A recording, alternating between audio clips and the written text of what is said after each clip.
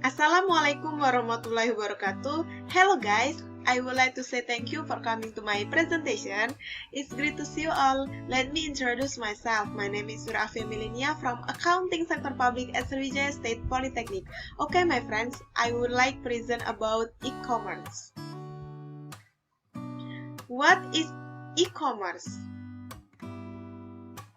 The conducting of commercial transaction or the exchange of merchandise, service, information, and or money between supplier and receiver for the commercial transfer of goods between economic actors through electronic mediation using internet technology. Ministry of International Trade and Industry of Japan. So, e-commerce, also known as electronic commerce or internet commerce, refers to the buying and selling of goods or service using the internet and the transfer of money and data to execute this transaction. E-commerce is often used to refer to the sale of physical products online, but it can also describe any kind of commercial transaction that is facilitated through the internet.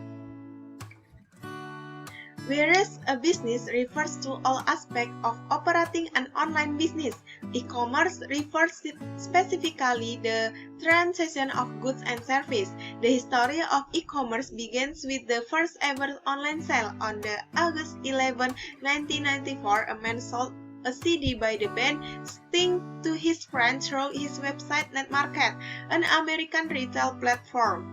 This is the first example of a consumer purchasing a product from a business through the World Wide Web or e-commerce as we commonly know it today. Since then, e-commerce has evolved to make products easier to discover and purchase through online retails and marketplace.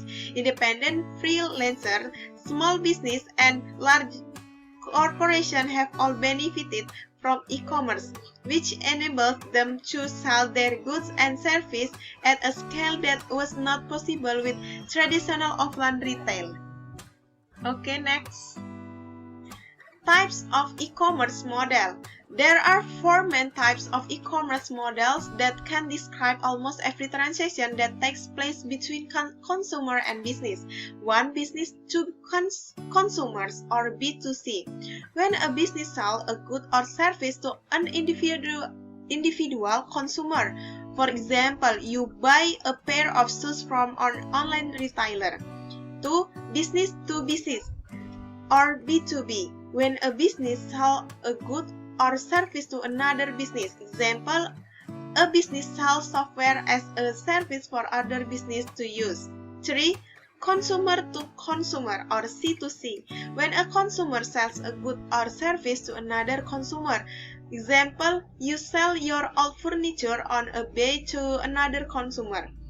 4. Consumer to business or C2B. When a consumer sells their own products or service to a business or organization. For example, an influencer offers exposure to their online audience in exchange for a fee, or a photographer licensed that photo for a business to use. Example of e-commerce. E-commerce can take on a variety of forms involving different transactional relationships between business and consumer, as well as different objects being exchanged as part of the transaction. 1. Retail, the sale of a product by a business directly to a consumer without any intermediary. 2. Wholesale, the sale of products in bulk often to a retailer that then sells them directly to consumers. 3. Dropshipping, the sale of a product which is manufactured and shipped to the consumer by a third party. And the next, crowdfunding, the collection of money from consumer in advance of a product being available in order to raise the startup capital necessary to bring it to market. 5. Subscription, the automatic recurring purchase of a product or service on a regular basis until the subscriber chooses to channel. 6. Physical products, any tangible good that requires inventory to be replenished and orders to be physically shipped to consumer as sales are made. 7. Digital products, downloadable digital goods, template, and courses or media that must be purchased for consumption or listened for use. And the last, services, a skill or set on skill provided in exchange for compensation. The service provider time can be purchased for a fee. Impact of e-commerce. E-commerce will eliminate mediation process as procedure can sell direct to consumer. Firm will have vast knowledge of what customer want. Firms can use this knowledge to guide the development of their product lines and to identify new growth areas at their earlier stage. E-commerce will also help small and medium-sized enterprises to gain greater market reach for their products and services. In fact, e-commerce can be an efficient and economical way for many SMEs to enter an export market. E-commerce offers consumers a wide range of new opportunities to do direct shopping and banking using the convenience of a home computer or other communication devices.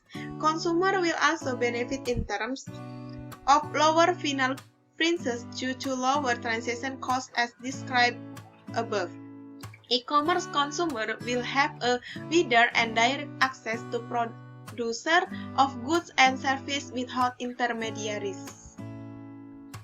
Impact of e-commerce. With a wider choice of products and services offered to them, they can cast their preferences by describing what they want.